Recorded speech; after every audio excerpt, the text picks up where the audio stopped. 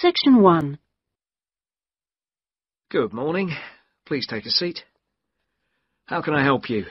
Well, I'm thinking of buying a new car, and I'd like some advice. Sure, yes. Had you got any particular make in mind? I'm interested in a Leader. I've had one before and liked it, but I haven't really made up my mind. Sure.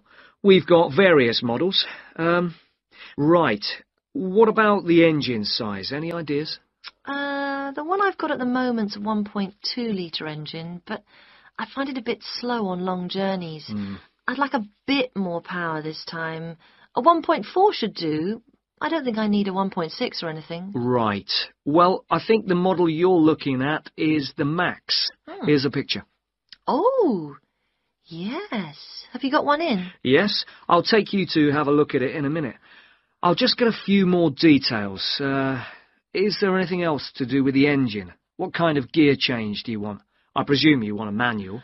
I'd want automatic. I've never driven a car with manual gears. Right. Well now, here's the colour chart for the Max. Have you given that any thought? This blue's very popular at the moment. Yes, it is nice. I like blue. What's it called? Royal? Yes. But actually, I think I prefer this lighter shade here. Sky. Yes, that's popular too. I think I'll go for that. You might have to wait a week or so for that colour, but I assume that'll be okay. Oh, yes, fine. Well, we can go outside and you can have a good look at one, and perhaps take it out. But first, can I just ask you about finance? The cash price is going to be somewhere in the region of 7,500. How would you like to pay? Are you in a position to pay cash, or would you need credit? I'd like credit, provided the terms are reasonable. Well, you can discuss that with my colleague in a moment. We have various arrangements. Would you be interested in us taking your present car as part exchange? Yes. Okay, fine. So I'll just need some details from you, and then we can do a valuation. Is that okay? Fine, yes. Could I have your full name? Wendy Harries. That's Harries. And is that Mrs.? Miss?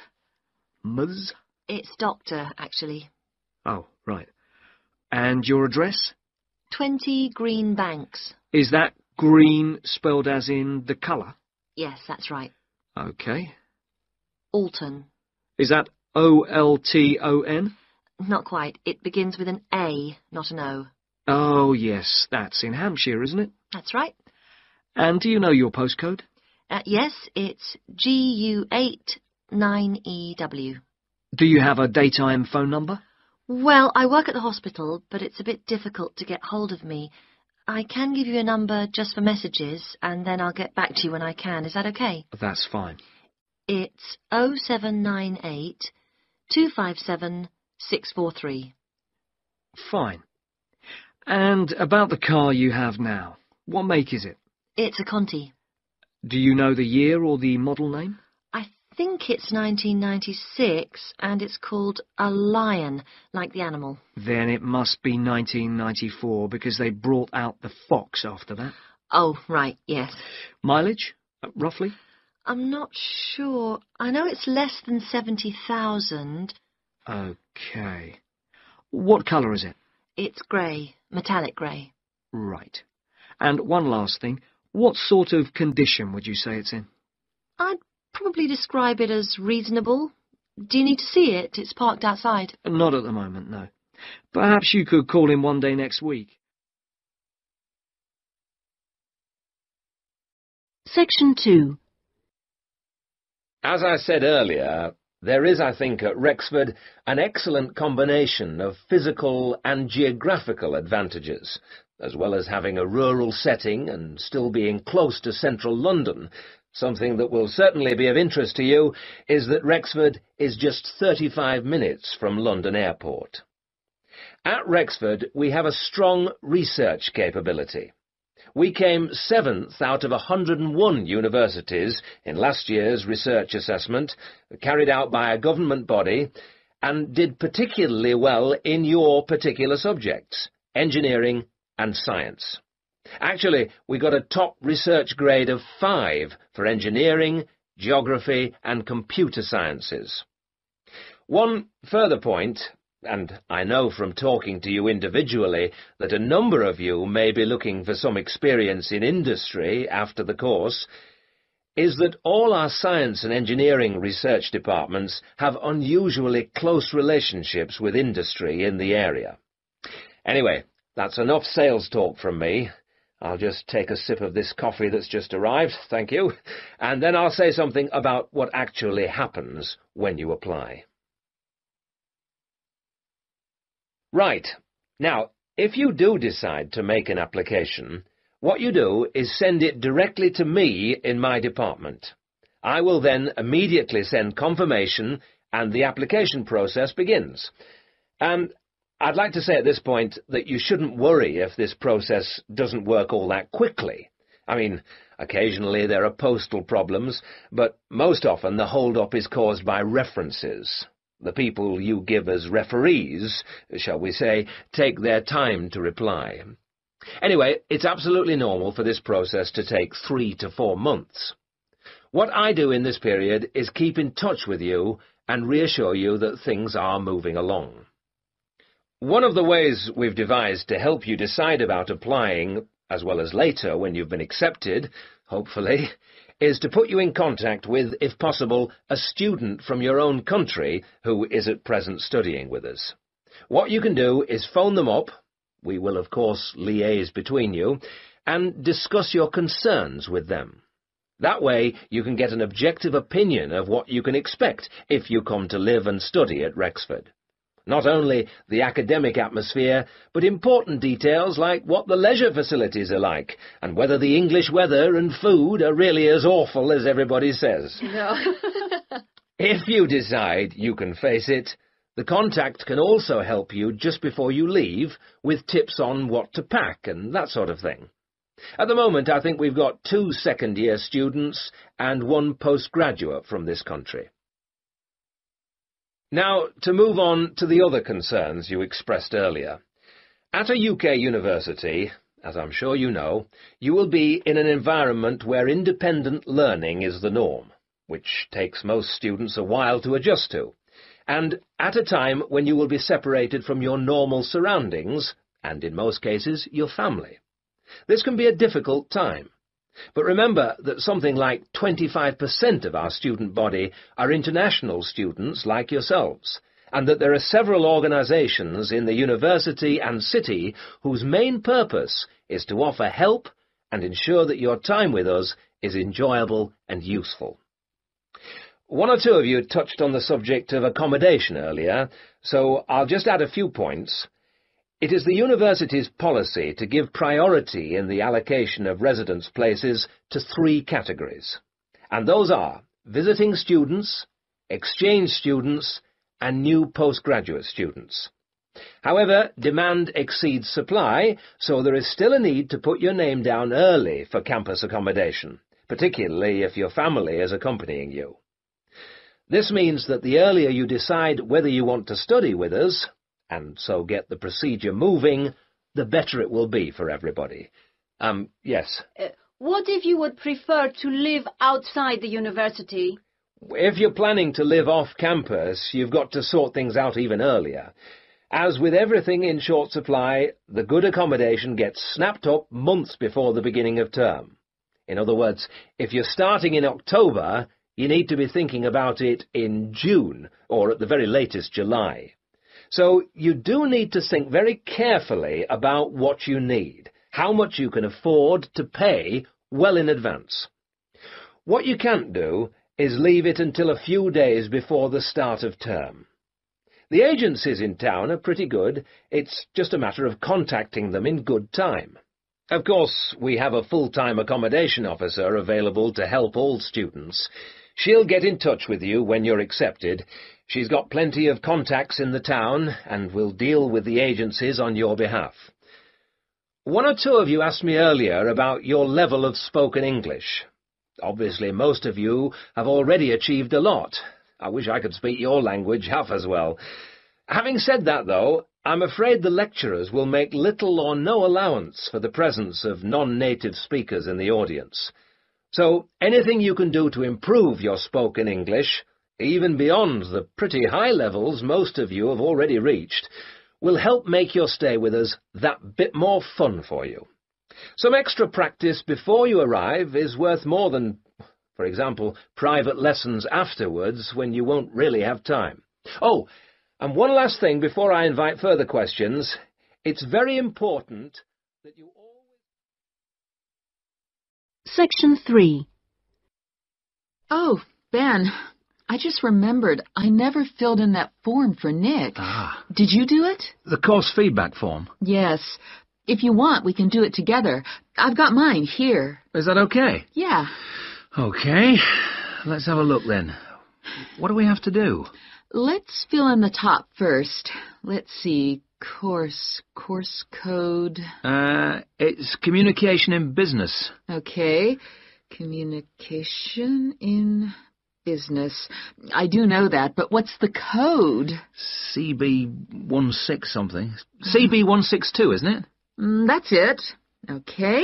And dates. When did we start? I remember my birthday's on May 4th, and it was the day after. It must have been May 5th. Gosh, doesn't seem that long ago, does it? No. And we finish at the end of this week on Friday, so that's July 15th. 16th. Oh. Monday was the 12th. Yeah. Right, that was the easy bit. Now, let's have a look. Please give your comments on the following aspects of the course. Okay, what's the first one? Oh, course organisation. What do you think? Clear. It was, wasn't it? Yeah, I think the organisation was clear. Okay, anything else for course organisation? It was a good thing he gave us the course outline at the beginning in the first session. That was useful, so I'll put that down, shall I? Yeah. Now, going on to suggestions for improvement, one thing that wasn't so good, I think we could have done a bit more work at the beginning. I mean, at the beginning it seemed dead easy. Yeah. I thought it was going to be really easy, and then all of a sudden in the second half of the course, we got a whole load of work. Yeah. Reading to do and essays and things. Yeah, it'd be better if it was more even. Okay, now, course delivery. Does that mean teaching? Yeah, I suppose so. Well, what I thought was really good on this course was the standard of teaching.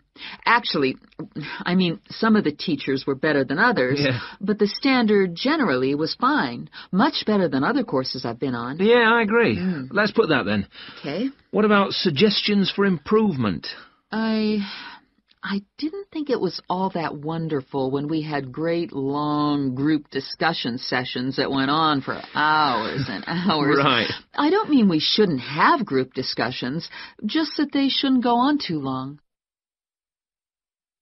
Now, on to materials and equipment. Oh, now, what was good about some sessions was the handouts. Yes, I thought all the handouts were good, actually, and some were great, with website addresses and everything. One problem, though, with materials was the key texts. Yes, there just weren't enough copies on reserve in the library. And if you can't get the key texts before the session, how are you supposed to do the reading? Yeah. And not enough computers. You have to wait ages to get one. Okay, testing and evaluation. Well, I don't know. It's hard to say until we've got our written assignments back. Oh, don't talk about it. I only got mine in yesterday. It was a real struggle. Oh, I hate to think what mark I'll get. Yeah, but at least we've done the oral presentation. I thought that was good, the way I got my feedback really quickly. Yes, it was. And I liked the way we knew what would be evaluated on. We knew the criteria, so we knew we had to think about clarity, organization, and so on. Yeah, but I'm not so sure about the written work. One thing, I think, is that there's just too much. It's really stressful. Oh, yes, I'd agree. And I don't see why they can't let us know the criteria they use for marking. The written assignments, but he told us. No, for the final exams. Oh. What are they looking for? What are the criteria? What makes a pass or a fail? Yeah, I never thought of that. It'd be really useful. Okay, any other comments? I thought student support was excellent. Yeah, me too. Okay, excellent. Other comments? No, I can't think of anything else. Nor me. Okay, so that's done. Thanks, Ben. No, thank you. Section 4. Well, my group has been doing a project on how household waste is recycled in Britain. We were quite shocked to discover that only 9% of people here in the UK make an effort to recycle their household waste. This is a lower figure than in most other European countries, and needs to increase dramatically in the next few years if the government is going to meet its recycling targets. The agreed targets for the UK mean that by 2008 we must reduce our carbon dioxide emissions by 12.5% compared with 1990. And recycling can help to achieve that goal in two main ways. The production of recycled glass and paper uses much less energy than producing them from virgin materials, and also recycling reduces greenhouse gas emissions from landfill sites and incineration plants. As part of our project, we carried out a survey of people in the street, and the thing that came up over and over again is that people don't think it's easy enough to recycle their waste. One problem is that there aren't enough drop-off sites. That is, the places where the public are supposed to take their waste. We also discovered that waste that's collected from householders is taken to places called bring banks for sorting and baling into loads. One problem here is taking out everything that shouldn't have been placed in the recycling containers. People put all sorts of things into bottle banks, like plastic bags and even broken umbrellas. All this has to be removed by hand. Another difficulty is that toughened glass used for cooking doesn't fully melt at the temperature required for other glass, and so that also has to be picked out by hand. Glass is easy to recycle because it can be reused over and over again without becoming weaker. 2 million tons of glass is thrown away each year. That is 7 billion bottles and jars. But only 500,000 tons of that is collected and recycled.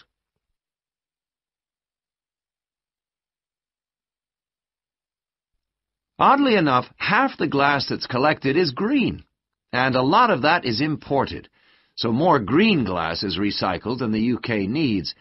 As a result, new uses are being developed for recycled glass, particularly green glass. For example, in fiberglass manufacture and water filtration.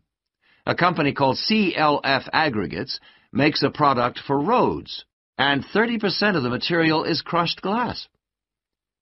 For recycling paper, Britain comes second in Europe with 40%, behind Germany's amazing 70%. When recycling started, there were quality problems, so it was difficult to use recycled paper in office printers, but these problems have now been solved. And Martins, based in South London, produces a range of office stationery which is 100% recycled, costs the same as normal paper, and is of equally high quality. But this high quality comes at a cost in terms of the waste produced during the process.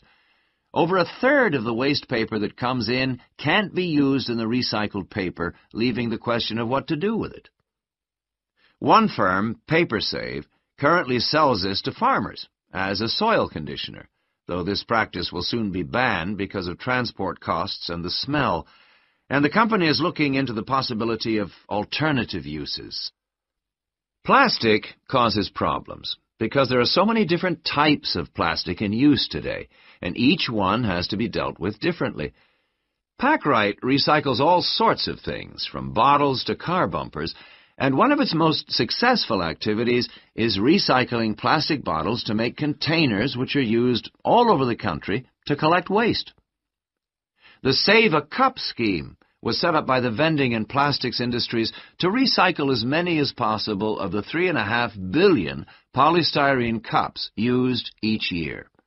At the moment, 500 million poly cups are collected, processed, and sold on to other businesses such as Waterford, which turns the cups into pencils, and Johnson & Jones, a Welsh-based firm, which has developed a wide variety of items, including business cards. Well, to sum up, There seems to be plenty of research going on into how to reuse materials. But the biggest problem is getting people to think about recycling instead of throwing things away. At least doing the research made us much more careful.